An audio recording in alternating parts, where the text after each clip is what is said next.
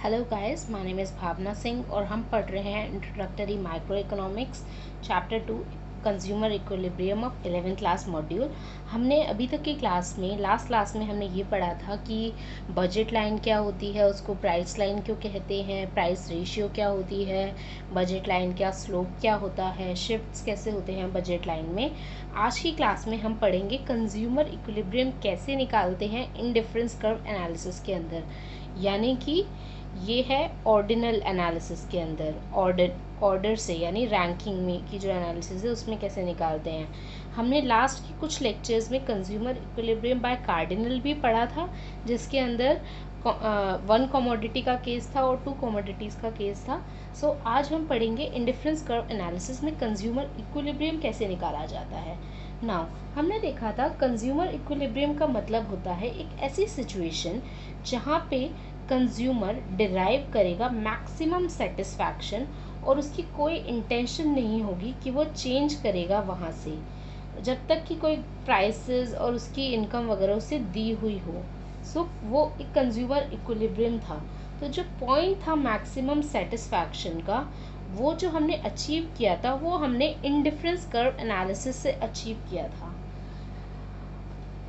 और जो पॉइंट है कि उसको मैक्सिमम सेटिस्फैक्शन कैसे मिलेगी, वो तभी मिलेगी जब इंडिफरेंस कर्व एनालिसिस से हम मैक्सिमम सेटिस्फैक्शन तो देख लेंगे, लेकिन कहाँ पर होगा वो जो पॉइंट होगा, वो इंडिफरेंस कर्व और बजट लाइन जो था अभी हमने लास्ट लेक्चर में पढ़ा था, उन दोनों को मिलाकर पढ़ने से ही हमें पता लगेगा कि किस पॉइंट पर कंज्यूमर को मैक्सिमम सेटिस्फैक्शन अचीव होगी।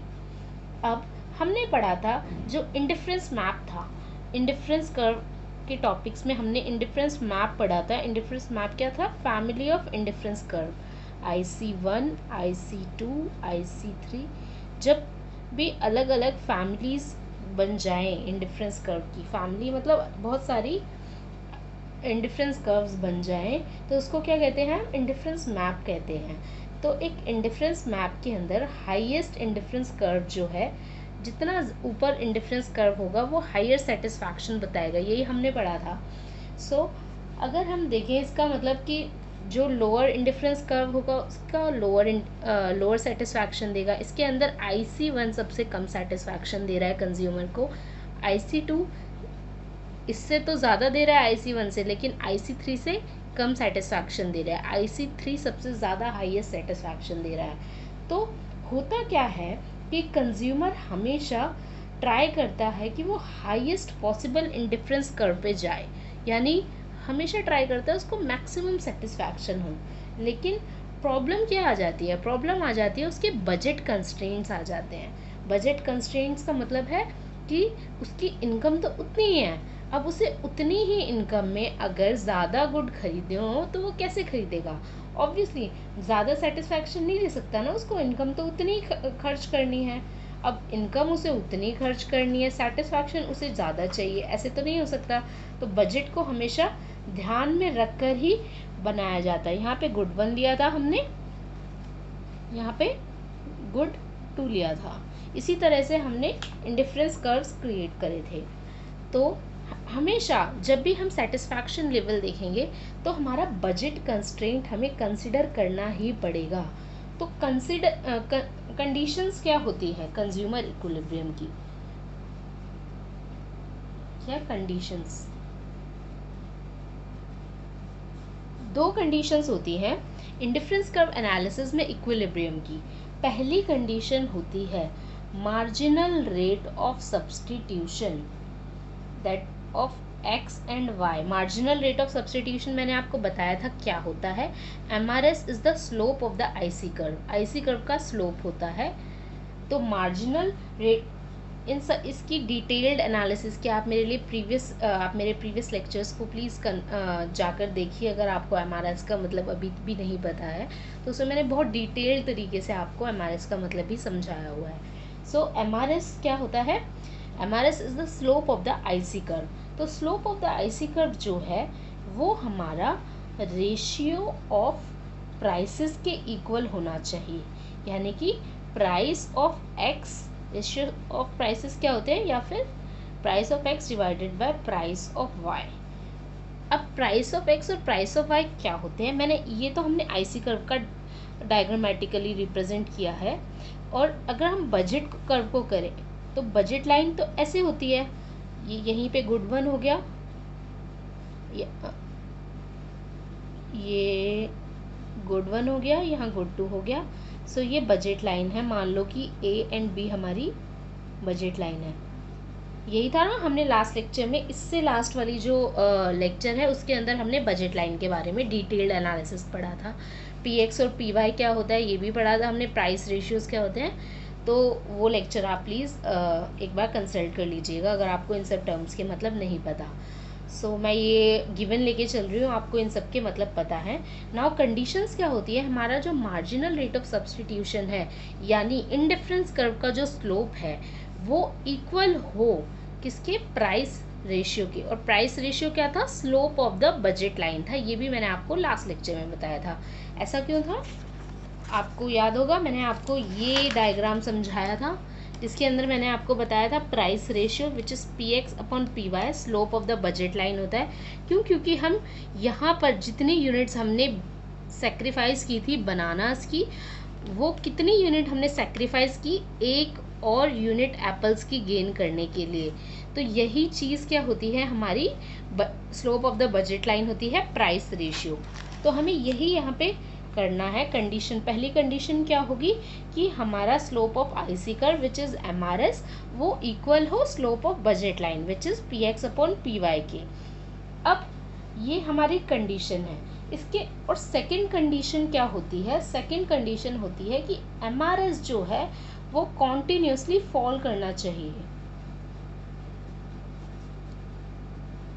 और जहाँ पे ये दो कंडीशंस मीट होंगी, जिस भी पॉइंट पे मीट होगी वही पॉइंट होगा कंज्यूमर इक्विलिब्रियम का। मतलब वही पॉइंट होगा जहाँ पे कंज्यूमर को मैक्सिमम सेटिस्फैक्शन मिलेगी गिवन हिज बजट कंस्ट्रेंट। उसके बजट कंस्ट्रेंट उसको दिए हों, प्राइसेस दिए हों, इनकम दी हो, तब जाके हमें पता लग जाएगा कि इस पॉइंट पर कंज्यूमर को मैक्सिमम लेवल ऑफ सेटिस्फैक्शन मिल रही है।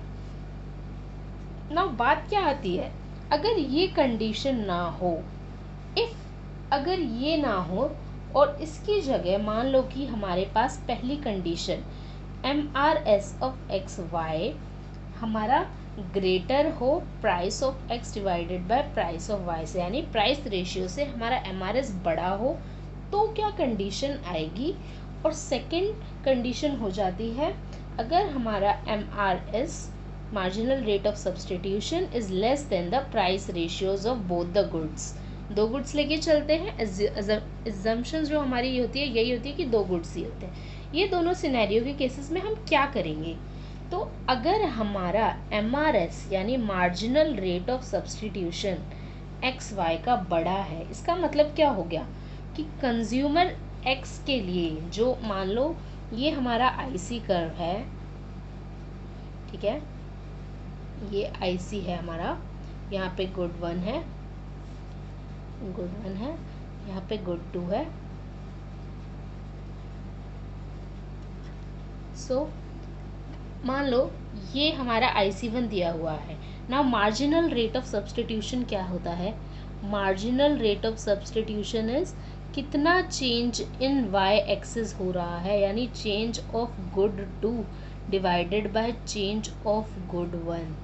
यही तो होता है मार्जिनल रेट ऑफ सब्सटीट्यूशन। अगर हमारा मार्जिनल रेट ऑफ सब्सटीट्यूशन ज़्यादा है, इसका मतलब क्या हो गया, मार्जिनल रेट ऑफ सब्सटीट्यूशन ज़्यादा हो गया मतलब हम ये ज़्यादा सेक्रीफाइस कर रहे हैं और यहाँ पे एक ही गुड हो रहा है।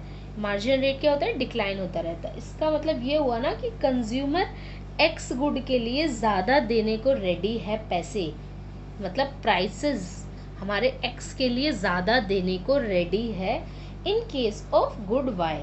अब वो एक्स के लिए मार्केट में जो प्राइस है, ये क्या है, ये जो मार्केट में प्राइस है, तो मार्केट का प्राइस है गुड का जो है, और हमारा कंज्यूमर ज़्यादा देने को रेडी है, मार्केट में जो प्रिवेलिंग प्राइस है उससे ज़्यादा देने के लिए रेडी है।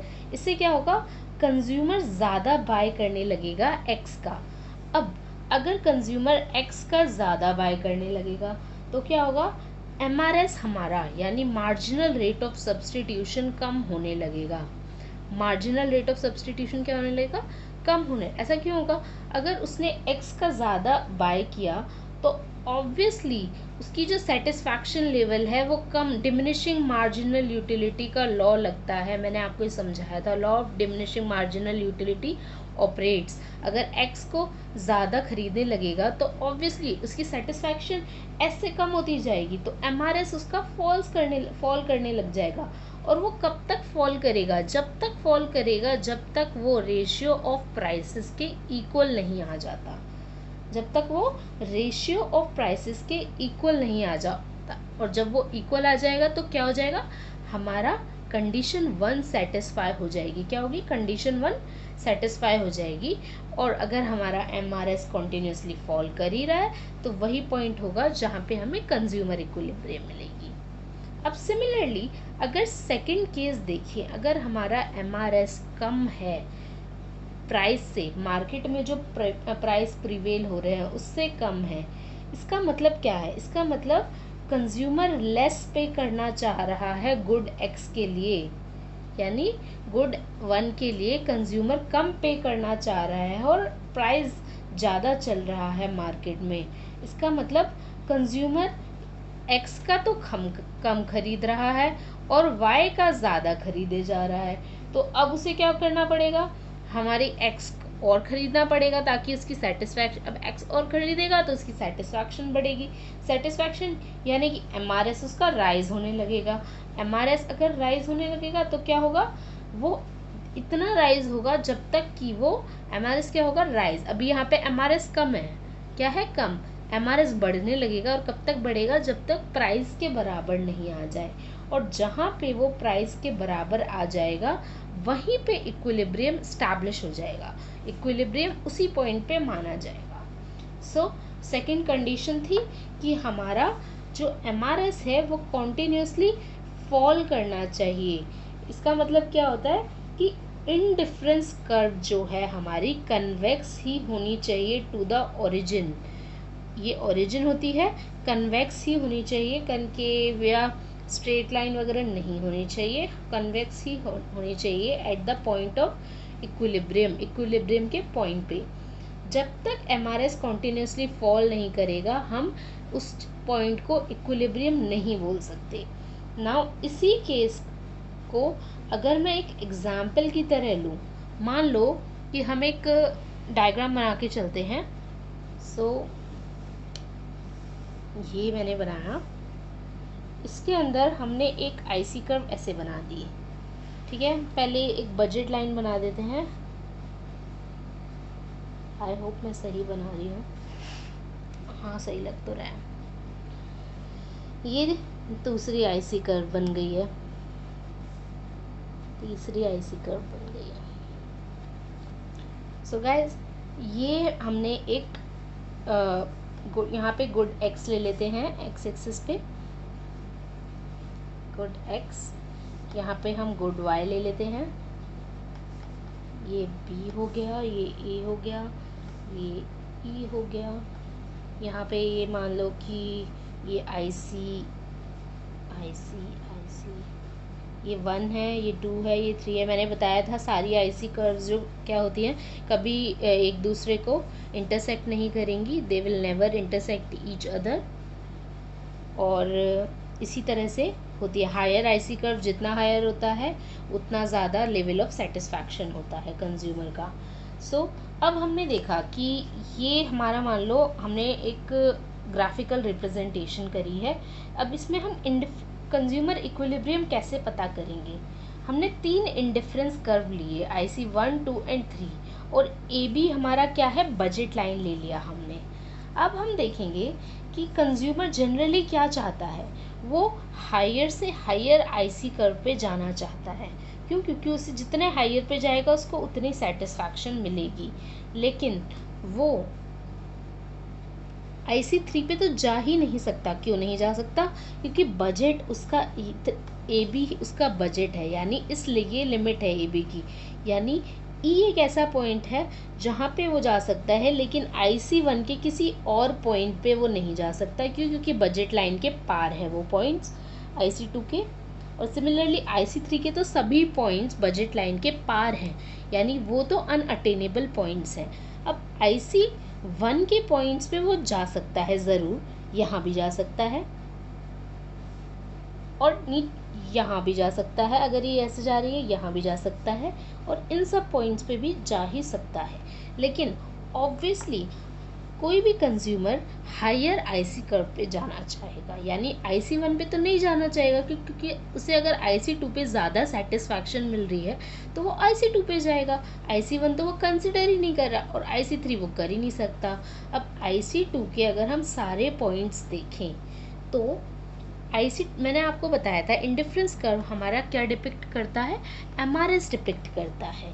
अब हम देखेंगे MRS में जो जितने भी पॉइंट्स हैं जो हमारे राइट इधर हैं, towards the left of E, जो भी पॉइंट सारे के सारे लेफ्ट ऑफ पॉइंट E हैं, वहाँ पे क्या दिख रहा है कि हमारा मार्जिनल रेट ऑफ सब्स्टिट्यूशन बड़ा है। क्यों? क्योंकि जो हमारी IC कर्व है वो तो MRS डिपिक्ट करती है और जो हमारी बजट लाइन है वो क्या डिपिक्ट करती है, वो price of X divided by price of Y। अब हमने देखा यहाँ पे तो हमारा MRS ऊपर आ रहा है, यानी MRS बड़ा चल रहा है और प्राइस ऑफ X छोटा चल रहा है, यानी MRS बड़ा चल रहा है, प्राइस ऑफ X छोटा चल। तो कंज्यूमर क्या करेगा, वो कंज्यूमर धीरे धीरे शिफ्ट होने लगेगा, MRS इसका डिक्लाइन होने लगेगा। कब तक डिक्लाइन होगा?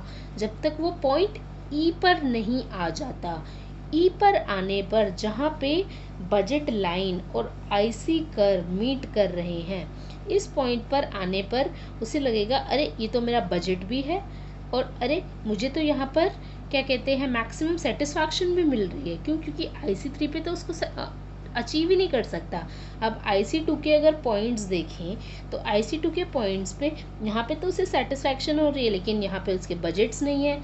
यहाँ पे भी उसको सेटिस्फैक्शन हो रही है, लेकिन यहाँ पे भी वो बजट के बाहर है। सिर्फ यही एक पॉइंट होगा जो टेंजेंट का पॉइंट होगा, जहाँ पे उसका बजट भी होगा, जहाँ पे उसको IC1 से ज़्यादा सेटिस्फैक्शन भी मिल रही होगी और जहाँ पे वो अनअचीवेबल पॉइंट भी नहीं होगा। ऐसा नहीं है कि IC3 का कोई पॉइंट है, तो E ही ऐसा पॉइंट होगा जहाँ पे उसकी कंज्यूमर इक्विलिब्रियम का उसका पॉइंट बनेगा। आई होप आप समझ रहे हो इस चीज़ को। अगर आप नहीं समझ रहे तो प्लीज़ कमेंट सेक्शन में एक बार मुझे बताइएगा, सो दैट मैं एक और वीडियो रिलीज़ करूँ इसके रिगार्डिंग, अगर आपको नहीं समझ आ रहा तो। सो बजट लाइन जो है टेंजेंट होती है IC2 कर्व के E पॉइंट पर, और यही पॉइंट है E पॉइंट। क्या है E point is the point of consumer equilibrium।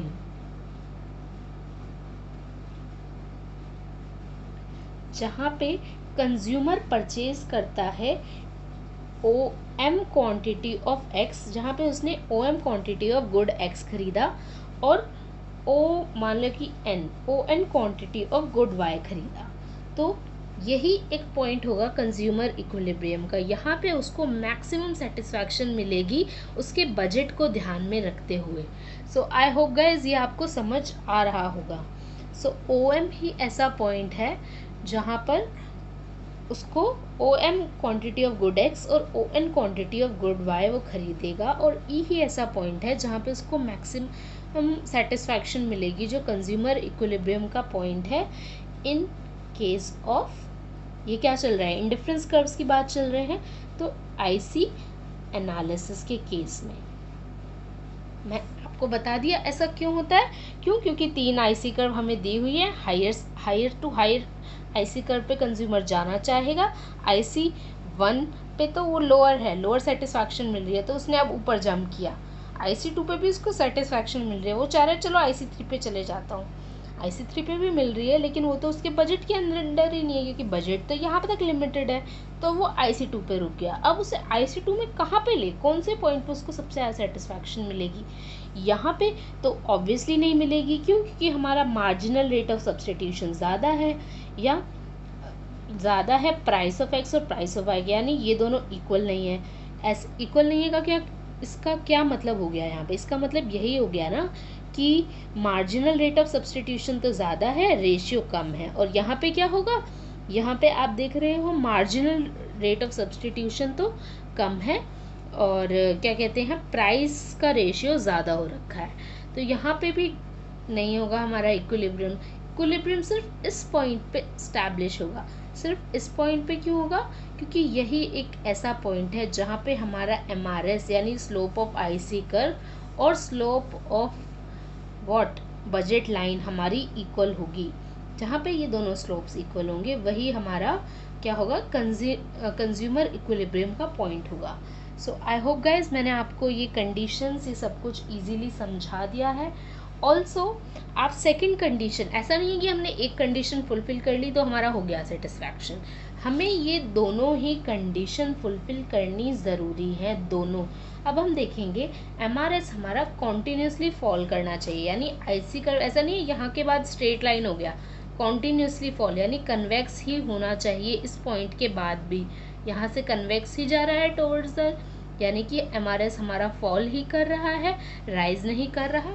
MRS हमारा फॉल ही कर रहा है, राइज नहीं कर रहा, कॉन्टीन्यूसली फॉल ही हो रहा है, तो हमारी second condition which is MRS continuously falls भी ट्रू हो गई। और यहीं पर एक ही ऐसा पॉइंट है जहाँ पे कंज्यूमर इक्विलिब्रियम उसको मिल जाएगी, सेटिस्फैक्शन उसको मिल जाएगी given his budget constraint, budget line दिया हुआ।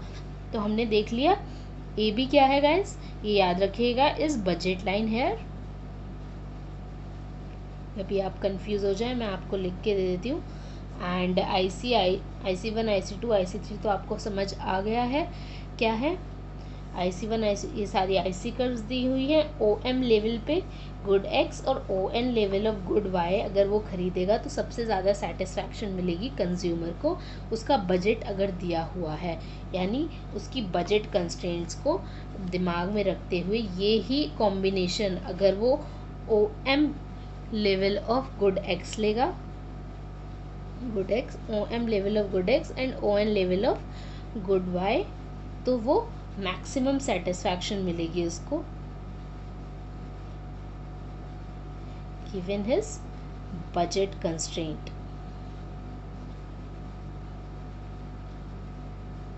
गाइज मैंने आज का ये छोटा सा टॉपिक था लेकिन मैंने इसको जितना मैक्सिमम आपको अच्छे से समझा सकती हूँ I tried.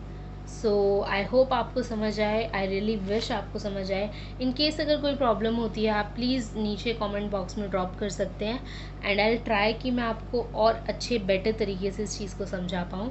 Thank you guys. आज का सिर्फ इतना ही टॉपिक मैं कवर करना चाहूँगी। नेक्स्ट क्लास में आज हमने कंज्यूमर इक्विलिब्रियम कंप्लीट कर लिया है। नेक्स्ट लेक्चर से, नेक्स्ट क्लास से हम स्टडी करना स्टार्ट करेंगे चैप्टर 3 विच इज़ डिमांड। तो डिमांड को हम पढ़ेंगे, इंट्रोडक्टरी माइक्रो इकोनॉमिक्स में डिमांड क्या होती है।